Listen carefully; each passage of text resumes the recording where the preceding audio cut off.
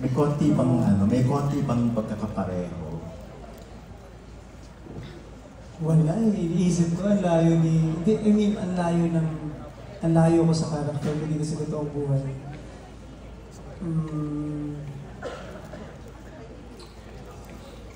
Ano po kasi, nung binigay po sa akin itong show na to, talagang una, inano po namin na Sophie na ilayo sa mga ginawa namin before. Kasi talagang, before po, more cute lang talaga. And dito po biglang nagulat kami na, ako actually nagulat po ako na talagang binigyan ako ng heavy drama. So, nagpapatak ako para kasi as a swimmer, kailangan medyo fit tayo dito. And the way yung galaw ko, talagang tinulungan ako ng direct para may iba yun. And na-excite po ako na mapanood ito ng mga kapuso natin kasi ibang-iba siya sa mga ginawa ko before. Hindi ka ba nakarelate dun sa part na parang sobrang in love ka rin sa character ni ni Sophia? Parang yun, nakarelate mo ako doon. Ayun, follow up ko na rin yan. Pwede bang sabihin, Allen, na si Sophia ang prinsesa ng puso mo? Parang di na po kailangan tanongin yun. Mas maganda kasing marinig galing sa'yo, yung gusto ng fans. Siyempre po, 100%. Siya lang. Ah, talaga? So, in a relationship na kayo talaga? Hindi ko po, pero alam ko kung gusto ko siya. Ah, okay. Anong harap-harapan din? Ikaw naman, Sophia, doon muna sa first question, bago mo sagutin yung harap-harapang panliligaw. Ano nga po, hindi ko bigla.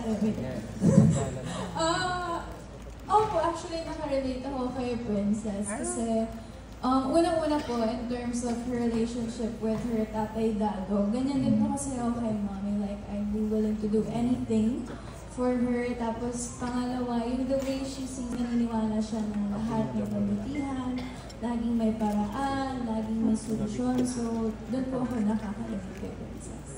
And reaction sa mga sinabi. And anong feeling mo pag sa age ko ngayon, merong guy na sobrang proud na nagsasabi kung gaano ka niya kagusto and siya, na ikaw talaga yung prinsesa ng puso niya at wala nang iba. And naniniwala ka ba doon in the first place? Bakit ang dami nagrara? Wala, nabulol na. Nagbibito. Nakakakilig. Siyempre, alam niyo po yung masarap sa puso. Wow! Never, no jokes. Uy! Hala? Uy, sumagot kayo ng mga... Easy! Pinagpahisan tuloy ako. Kaya, Alam ko, parang pinisikalan kayong dalawa. Putok naman natin yung kilig ko ngayon. Hindi, pero kidding aside, syempre po, masaya and masarap talaga sa pakaramdam, sa puso na may tao nandyan para alagaan ka.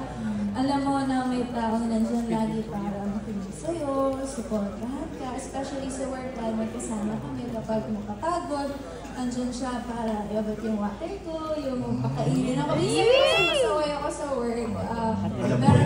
Meron po akong ugali na kapag tuloy-tuloy, hindi ako kumakain. Pero hindi ko magagalit siya sa akin. So syempre thankful ako na sobrang genuine na care niya, pati kay Mari. Super blessed, kakalin. So, feel mo naman yung sinasabi niya kanina. Ikaw lang talaga. And, Opo. hanggang kailan siya pwede maghintay? May pressure lang tayo.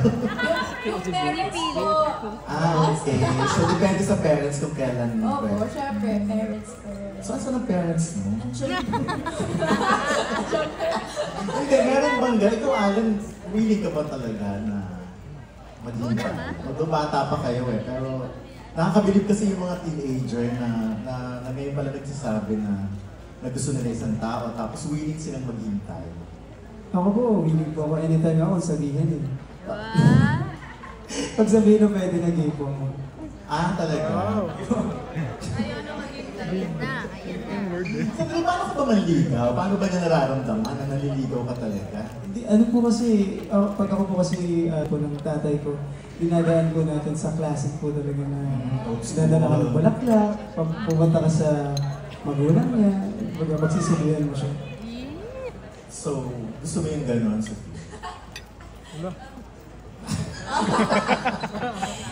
sino po bang may ayaw? Siyempre gusto rin natin maranasan yung yung parang makaluma na style ng ligo. Kasi diba ngayon parang wala nang ligo-ligo, parang gusto mo, kaya na, gano'n. And I'm thankful na gano'n yung mindset niya na gusto niya daanan sa classic na panliligan. Siyempre, nakakakilig. Thank you, Dominic and Hindi, may ma-advise pa kayo kay Allen? Kasi nung time after ni si tsaka Ito mukhang eksperto eh. Oo, eh. Alam mo, sinagot ba na yung tanong? May mga advice ba kayo dun sa boy? Ikaw, batikan dyan. Parang si Dominic hindi masyado. Hindi siya ganun ka... I go for the classic also. Okay. I go for the classic. Ganito, talagang... Hindi. Ready pa kayo ng 6 p.m. The last activity, ano Ang mga... pinaka-ano lang yun, maging natural ka. Yun lang yun. Tsaka, gawain ko ng araw yan namin. Nililigawan ko muna yung magulang. Bago. Kaya kami yung magulang katuluyan. Ay, hindi pala. Hindi. Hindi, totoo yun. Pag mananiligaw ka, di totoo yun ha. Ligawan mo muna ang nanay or yung tatay. Tama na. Kasi kailangan mo ma-win yung trust nila, yung blessing nila. Ganun yung nangyari kay ano.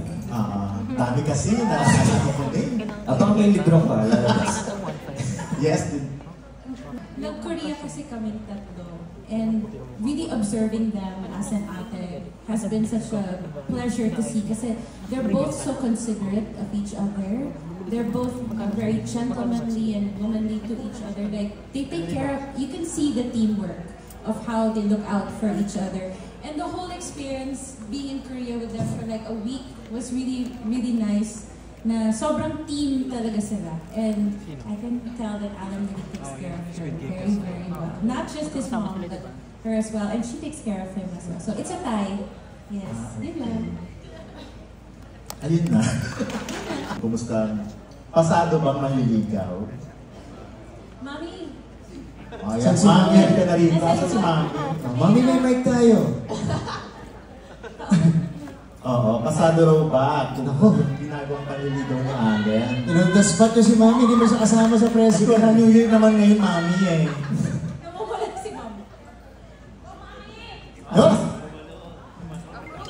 Okay, thumbs up. Okay, ayan. Congratulations, Allen, and good luck. Thank you po. Maraming salamat. Thank you so much, Redondo. Grabe. Ayan, ang cast and director of Princesa ng City Jail, and thank you so much to our friends from the press for your questions. That's a wrap for the Q&A. But before we officially close the program, we would want to share this exciting news for our global Pinoys in the US. GMA Pinoy TV, anywhere. Just subscribe to the GMA Pinoy Pack on YouTube TV by visiting its official website at tv.youtube.com. Now, before we end the press con, hitin muna natin ang mensahe.